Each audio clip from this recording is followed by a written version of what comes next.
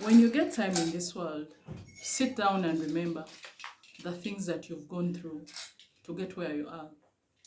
Because when you look at a look of things, when people look at you, they may think you got things in just a minute.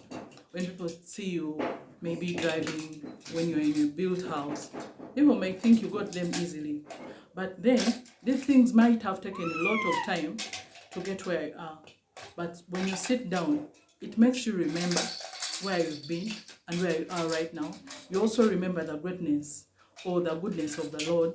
It makes you remember the greatness of the Lord.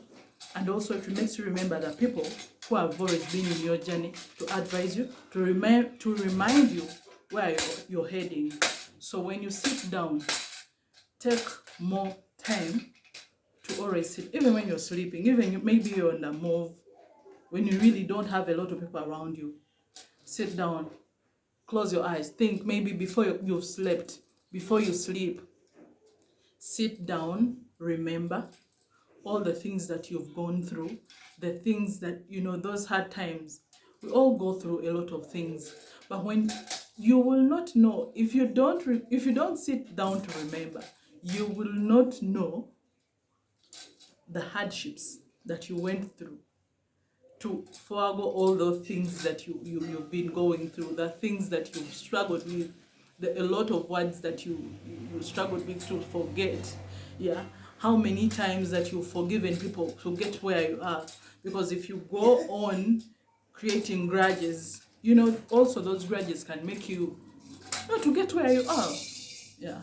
So when you get time, amongst the vital things that you should always do in life, sit down, start thinking about the life you have lived, how you've gone through it, how God has been great to your life, yeah, how you've really maneuvered, I don't know, a lot of things, a lot of sleepless nights, praying, fasting, just to make sure that you get where you are.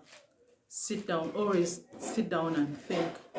Remember those people who have really been there for you, to advise you, to remind you how God is always there for us, how God is going to always be there for us. Do you remember that day when you got an accident and then all of a sudden you operated?